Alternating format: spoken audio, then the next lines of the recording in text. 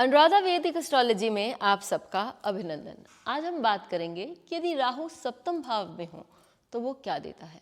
कुछ दिन पहले मैं वी रमन जी की किताब पढ़ रही थी और उसमें मुझे कुछ इंटरेस्टिंग हट के कुछ चीज़ें नज़र आई, तो उसका आज आप लोगों के सामने लाने का प्रयास है। और आज के समय में कुछ चीज़ें ऐसी हैं जो इस सप्तम भाव के राहु में हमें दिखने को मिलती हैं, तो वो पुरानी बातें और आज की कुछ बातें मिलाकर आज का हमारा ये वीडियो होगा।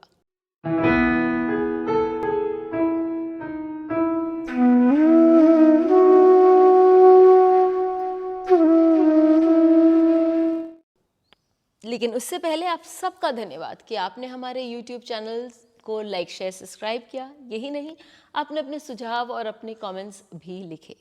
यदि आपने हमें सब्सक्राइब नहीं किया है तो याद से कीजिए ताकि आपको अपडेट्स निरंतर मिलते रहें।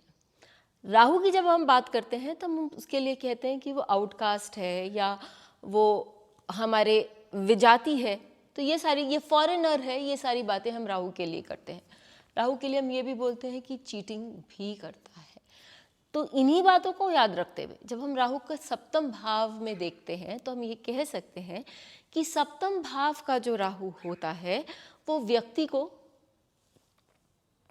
वी रमन जी की बात से हम शुरू करते हैं। पहले वी रमन जी ये कहते हैं कि वो व्यक्ति को अनऑर्थोडॉक्स, यानी कि जो वो अपने जो परंपरा की जो भावनाएं हैं या परंपरा की जो टीचिंग्स हैं, अपने घर की टीचिंग्स, उससे कहीं ना कहीं वो हटकर विश्वास करता है चीज़ों में या बातों में, और वो कन्वेंशनल नहीं होता, वो लकीर के साथ चलने वाला नहीं होता है, वो अलग हट के, लीक से अलग हट के सोचने की उसकी क्षमता होती है और वो वैसा ही करता है।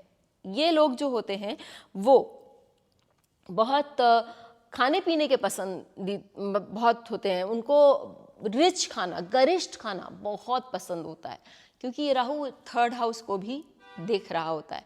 और यही नहीं, इनके जो स्पाउस हैं उनको सेक्सुअल ऑर्गन्स में प्रॉब्लम्स हो सकती हैं। ऐसे लोग जो होते हैं वो अपने से हट के जाति धर्म आदि वाले लोगों के साथ उनका रिश्ता होता है या विवाह होता है। और मैंने ये देखा है कि जब राहु 7th हाउस में होता है तो ऐसे लोगों का यदि अपने से अलग जाति में विवाह हो तो वो विवाह निभने के चांसेस हैं, ज़्यादा हैं। अमिताभ बच्चन जी का ही चार्ट आप देख लीजिए कि उनके चार्ट में भी केतु लग्न पर है, एक्वेरियस लग्न की उनकी कुंडली है और सप्तम भाव सिंह राशि में उनका राहु है। उनका विवाह जो हुआ वो अपने से अलग किसी व्यक्ति, मतलब अलग जाति के व्यक्ति से हुआ। उनके अफेयर्स के बारे में लोगों को मालूम ही है। और साथ ही बहुत सारे लोग ये बात भी जानते हैं कि वो हट के सोचते हैं। जी हाँ, वो लीड से हट के सोचते हैं। तो हम ये भी देख सकते हैं कि ऐसे लोग जो होते हैं वो अब out of box thought process उनका होता है, जो कि उनको लाइफ में एक अच्छा गेन दिलाता है। ये मत भूलिए कि ये राहु जो है वो 7th हाउस को से एकादश भाव को भी दृष्ट करता है और वो भाव आपका गेन्स का है। राहु आपको फटाक से रिजल्ट देता है, अचानक से रिजल्ट देता है। तो ऐसे लोगों को अचानक किसी चीज़ में गेन हो सकता है। ऐसे लोग जो हैं वो जीवन में बहुत मेहनत करने के बाद अचानक से उनके लिए लाइफ में कहीं कुछ खुलता है और वो बहुत आगे चले जाते हैं। ऐसे लोग लग्जरी गुड्स या लग्जूरियस लाइफ बहुत जीना पसंद करते हैं। और साथ ही ऐसे लोग जो होते हैं उनको एक चीज़ का बहुत ख्याल रखना चाहिए कि उनके पार्टनर्स, जिनके साथ भी वो प्रोफेशनल पर्सनल पार्टनरशिप करते हैं, उनके साथ कहीं अपनी जो लिखा पढ़ी होती है वो बहुत अच्छे से करना चाहिए, क्योंकि राहु जो है वो जहाँ बैठता है वहाँ आपको कहीं ना कहीं कभी ना कभी धोखा देने के लिए सक्षम है। तो आपको पार्टनर्स का भी ख्याल रखना चाहिए। अमिताभ बच्चन जी के बारे में मैंने आपको बताया।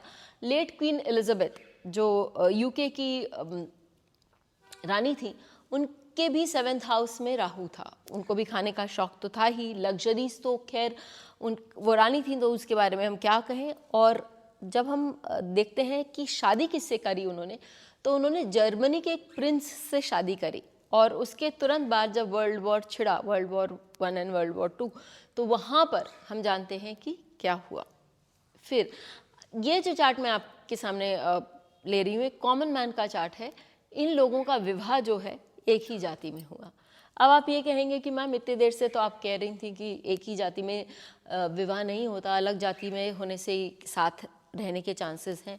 तो हम ये भी देखेंगे कि यहाँ पर गुरु इस राहु को दृष्ट कर रहा है। बीवी रमन जी ने वेरी स्पेसिफिकली अपनी किताब में कहा है कि आप ये भी देखिए कि सप्तम भाव में या सप्तम भाव में बैठे ग्रह पर किसकी किसकी दृष्टि आ रही है, उस हिसाब से आप अपने रिजल्ट्स को मॉडिफाई करेंगे।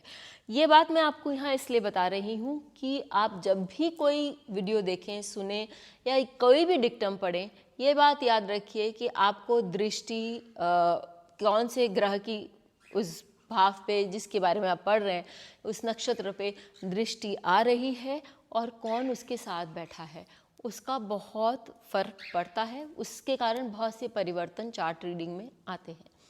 अब ये लोग जो हैं, इनको लग्जूरियस लाइफ का भी शौक है और खाने पीने का भी शौक है, और इनके स्पाउस को डायबिटीज़ है। तो वापस मैं आपको बोलूं कि राहु यदि सप्तम भाव में होता है तो वो आपको मल्टीपल रिलेशनशिप्स दे सकता है, खासकर विजातीय लोगों से। वो आपको खाने पीने का शौक़ दे सकता है, गरिष्ठ खाने का शौक़ दे सकता है, वो आपको लग्जरीज़ का शौक़ दे सकता है, और साथ ही वो आपको सक्सेस दे सकता है, लाइफ में बहुत ऊंचाई तक ले जा सकता है, खासकर यदि ये सप्तम भाव काल पुरुष कुंडली के 3, 6, 8, 12 में आते हों। और फिर ये भी हम कह सकते हैं कि इस व्यक्ति को यदि सावधान रहना है तो अपने एसोसिएशंस, अपने कॉन्ट्रैक्ट्स, उनके बारे में बहुत सावधान रहना है, क्योंकि वहाँ चीटिंग की भी क्षमता है। फिर मिलेंगे, तब तक के लिए धन्यवाद। बेल आइकन को दबाएं ताकि आपको वीडियोस की अपडेट मिलती रहे। हमारे वीडियोस को लाइक करें, शेयर करें, उन पर कमेंट करें और हमारे चैनल को सब्सक्राइब करना न भूलें।